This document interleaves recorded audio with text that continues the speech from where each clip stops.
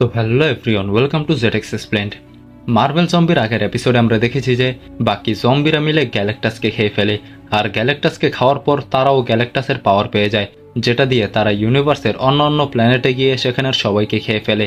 আর সেখানেই তিচালা আর বাকি মিউট্যান্টস আর্থে এসে দেখে এখানে কোনো জম্বি নেই, আর তাই তারা সবাই এটাই ভাবতে থাকে যে বাকি জম্বিরা কোথায় চলে গেল। তো গ্যাস, এটা জাস্ট আগের এপিসোডের একটি রিক্যাপ ছিল, তাই মার্ভেল জম্বির আগের এপিসোডগুলো অবশ্যই দেখে নেবেন। তো চলুন মার্ভেল জম্বির আজকের এপিসোড শুরু করি।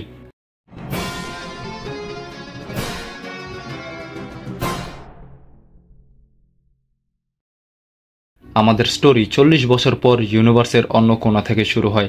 সেখানে আমরা দেখি যে বাকি জম্বিরা ইউনিভার্সের সব কিছু খেয়ে ফেলেছে, আর তারা থ্যানোস, গ্ল্যাডিয়েটর আর ফিনিক্সকেও জম্বি বানিয়ে ফেলেছে। সেখানে হ্যাঙ্কের অ্যান্টম্যান বলে যে তারা ইউনিভার্সের সব কিছু খেয়ে ফেলেছে, আর এখন তাদের কাছে খাওয়ার জন্য আর কিছুই নেই। কিন্তু সেখানেই থাকা থ্যানোস আর হাল্কের মধ্যে ঝগড়া শুরু হয়ে যায়। থ্যানোস বলে যে এগুলো কিছুই হতো না যদি হাল্ক একা দুজনের খাবার না খেত, কিন্তু হাল্ক তাকে বলে যে হাল্ক মোটেও বেশি খায় না, হাল্ক শুধু তার ভাগেরটাই খায়। আর এটা বলেই হাল্ক একটি ক্ল্যাপ মেরে থ্যানোসের মাথা ক্রাশ করে দেয়। তারপর তারা সবাই এইটা ভাবে যে পুরো ইউনিভার্সের সব খাবার শেষ হয়ে গেছে। কিন্তু তখনই অ্যান্টম্যানের মনে পড়ে যে একটি ডিভাইস ছিল যেটা দিয়ে ফ্যান্টাস্টিক ফোর অন্য ইউনিভার্সে গিয়েছিল, তাই তারা সেই ডিভাইসের জন্য আবার আর্থের দিকে রওনা দেয়। সেখানে লিউক কেজ পিটারকে জিজ্ঞেস করে যে পিটার অনেকক্ষণ ধরে কিছু বলছে না কেন। তো পিটার বলে, আমি ভাবছি যতক্ষণ ধরে আমি কিছু না খেয়ে আছি ততক্ষণে আমি আমার হাঙ্গারকেও ফিল করতে পারছি না। এরপর আমরা দেখি আর্থে একটি ছোট বাচ্চা হকের সেই মাথা খুঁজে পায়, আর সে সেই মাথা নিয়ে তাদের কিংডমে চলে আসে। সেখানে আমরা দেখি যে বাকি সবাই নিউ ইয়র্কের মধ্যেই নতুন করে ওয়াকান্ডাকে বিল্ড করে নিয়েছে। সেখানে আমরা দেখি তিচালা সেই ওয়াকান্ডাকে লিড করে, আর সেখানের মিউট্যান্ট ওয়াস্পকে একটি আর্টিফিশিয়াল বডি দিয়েছে। সেখানে তিচালা হকাইকে দেখে অবাক হয়ে যায়। অন্যদিকে আউটার স্পেসে আমরা দেখি সব জম্বিরা একটি জীবিত প্ল্যানেটকে খাচ্ছে, আর সেটা আর কিছু না, ইগো দি লিভিং প্ল্যানেট ছিল। সেখানে আর্থে আমরা দেখি যে তারা সবাই হকাইকেও একটি আর্টিফিশিয়াল বডি দিয়েছে, আর তার বাইরেই কটেজের ছেলে এখন কিং মানে তিচালার বিরুদ্ধে চলে গেছে, আর সে এখন সেই সব মানুষদেরকে এক করছে যারা তিচালার বিরুদ্ধে আছে। আর তাদের মধ্যেই একজন রাতের বেলা যখন তিচালা ঘুমিয়ে থাকে তখন তার উপর অ্যাট্যাক করে, কিন্তু সেখানে থাকা ওয়াস্প সে লোকের ওপর অ্যাট্যাক করে তাকে মেরে ফেলে। কিন্তু তিচালার অবস্থা অনেক খারাপ হয়ে যায়, তাই ওয়াস্প তাকে বাঁচানোর জন্য তিচালাকে ইনফেক্ট করে দেয়। তিচালার ওয়াইফ এগুলো দেখে অনেক ভয় পেয়ে যায়, তাই ওয়াস্প তার উপরও অ্যাট্যাক করে, কিন্তু সেখানে তিচালা ওয়াস্পকে আটকে দেয় আর বলে যদি ওয়াস্পের কিছু খেতে মন চায় তাহলে সে তাকে খাবে। আর এইটা বলেই তিচালা আর ওয়াস্প সেই হামলাকারীকে খেতে থাকে। আর যেহেতু তাদের পেট ভরে গেছে তাই তাদের কনসিয়াসনেসও আবার ফিরে এসেছে, আর তাই তারা দুজন নিজেকে একটি রুমে আটকে রাখে। সেখানে আউটার স্পেসে স্পাইডারম্যান বারবার জিজ্ঞেস করে যে তারা কি পৌঁছে গেছে। তো হ্যাঙ্ক রেগে গিয়ে বলে, বাস অনেক হয়েছে, হাউ মেনি টাইমস, আর কতবার এটা জিজ্ঞেস করবে, এটা ফানি না, কেউ হাসছে না। কিন্তু তখনই স্পাইডারম্যান তার ওয়েব দিয়ে হ্যাঙ্কের মুখ বন্ধ করে দেয়, তাই হ্যাঙ্ক রেগে গিয়ে স্পাইডারম্যানের ওপর অ্যাটাক করতে যায়। কিন্তু তখন সেখানে হাল্ক আর আয়রন ম্যান এসে তাকে থামিয়ে দেয়।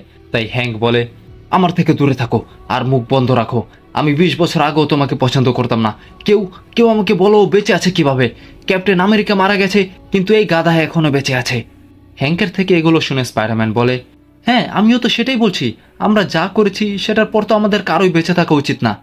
অন্যদিকে আর্থে আমরা দেখি যে তিচালা জম্বি হওয়ার পর কটেজের ছেলে সকল মানুষদেরকে নিয়ে এক করে দেখায় যে তাদের কিং এখন কেমন হয়ে গেছে। দেখো একে, তোমাদের কিং কেমন হয়ে গেছে, আমি একে আর কিং হিসেবে মানব না। তারা এই সব কিছু বলতেই থাকে যে স্পেস থেকে জম্বিরা আর্থে চলে আসে। আর্থে আসার সাথে সাথেই হাল্ক সেখানের মানুষদেরকে খেতে শুরু করে, কিন্তু হ্যাঙ্ক তাকে থামিয়ে দেয়। দাঁড়াও হাল্ক, আমরা এমন ভুল আর করব না, আমরা পুরো ইউনিভার্সের সবাইকে খেয়ে ফেলেছি, আর এখানেও বেশি মানুষ নেই যে আমাদের সবার পেট ভরে যাবে। আমার কাছে একটি প্ল্যান আছে, আমরা এখানে হিউম্যানসদের ব্রিডিং করব, তাহলে আমাদের খাবার আর কখনোই শেষ হবে না।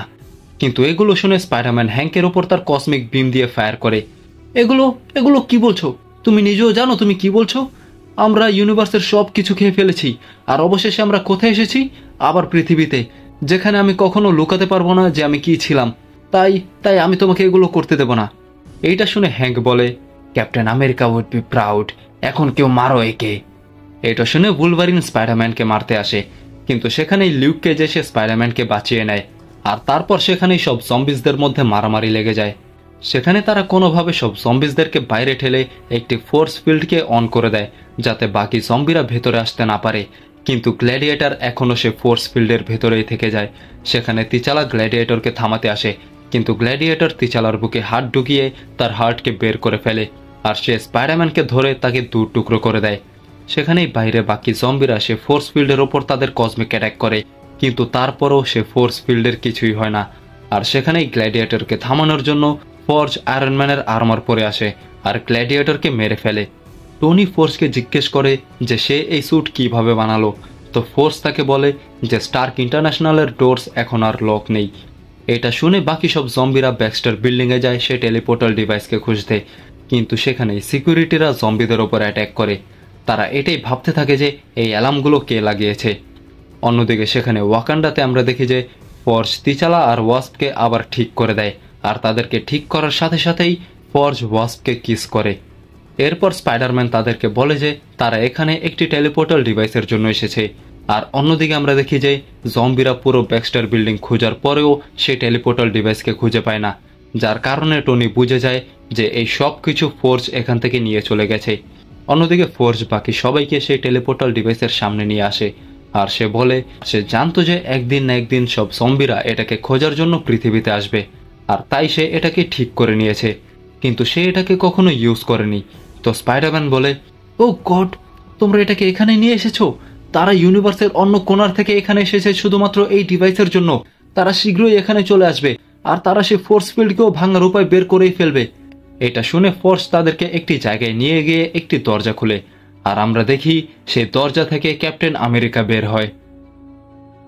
তো গাইস, আজকের এপিসোড এখানে শেষ হয়ে যায়।